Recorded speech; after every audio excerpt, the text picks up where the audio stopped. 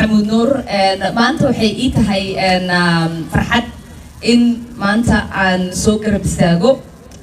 walaalkay Maxamuud Nuur wixii ka dambeeyay burburkii dawladda dhexe ee Soomaaliya dalka Mareykanku wuxuu noqday mid ka mid ah meelaha ugu waaweyn ee ay ku hirtaan dadka qaxoontiga ah ee Soomaaliyeed laakiin kuma yeekaan deegaan kaliya ee xitaa waxay saameyn xoog leh ku yeesheen arrimaha siyaasadeed ee dalkaas muddo ku dhow 30 sano ayaa hadda ka soo wareegtay markii ay dhacay dawladdii Soomaaliya wuxuuna intaas dadku ku jiray qalalaas siyaasadeed iyo amni darro ay u horseedeen dagaalo sokeeye inkastoo ay soo mareen dawlado kala duwan oo ay ugu dambeeyeen midda federaalka ee hadda ka jirta balse tan iyo sanadkii 1990 waxay dadka Soomaaliyeed ku uqoyeen dalalka caalamka waxayna galaangal ku yeesheen arrimaha siyaasadeed ee wadamada ay qaxoontinimada ku tageen dalalka ay Soomaalida ka heleen fursadaha waxbarasho iyo xorriyadda ku lug lahaanshaha siyaasadeed waxa ka mid ah wadanka Mareykanka oo ay ku nool yihiin dad Soomaaliyeed oo aad u fara badan inta badan jaaliyada Soomaaliya ayaa ku nool magaalooyinka kala duwan ee gobolka Minnesota halkaas oo ay ka hirgeliyeen ganacsiyo goobo waxbarasho iyo masaajid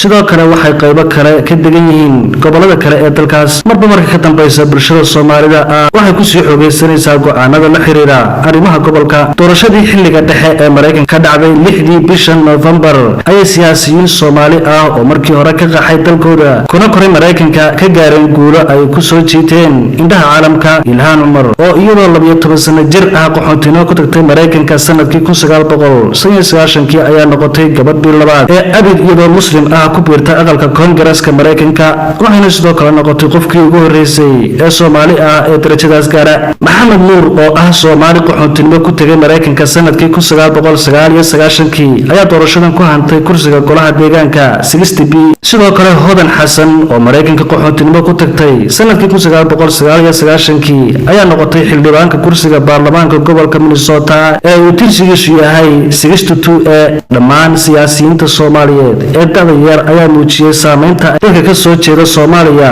ku leeyihiin siyaasadda wadanka dunida ugu tunka weyn ee Mareykanka hadaba waxa xusid mudan in guusha siyaasadeed ee Soomaalida ay timi xilli uu wadankaas majaraha u hayo madaxweyne Donald Trump oo lagu yaqaan siyaasado ka soo horjeeda dadka soo galootiga ah ee qaxoontinimada ku taga halkaas boqosho uu Mr. Trump ku tagay gobolka Minnesota ayuu ka jeediyay khudbad uu Soomaalida ugu eedeeyay inay yihiin dad faafiya xaq jirnimada laakiin hadalkaas ayaa wax saameyn ku yeelan hamiga siyaasiyiinta ka soo jeeda Soomaaliya waxayna dad badan ku arkeen inuu sii xoojiyay awoodda siyaasadeed xisbiga dimuqraadiga ah ayaa loo arkaa inuu sabab u yahay saameynta ay Soomaalida hore qaxoontiga ugu ahaan jiray ku yeesheen siyaasadda dalkaas guud ahaan xildhibaanada la doortay ayaa ku tartamayay ogolaanshaha ama tigidhka xisbiga dimuqraadiga markii laga soo tago xilalka siyaasadeed ee Soomaalida loo doortay waxaa jira shakhsiyaad kale oo Soomaalida Mareykanka ah oo loo magacaabay xilal wax ku ool waxa ka mid ah Qaasim Busiri oo dhawaan loo magacaabay madaxa hawlaha xuquuqda aadanaha iyo u sinaanta fursadaha ganacsiga ee magaalada St. Paul oo ka tirsan gobolka Minnesota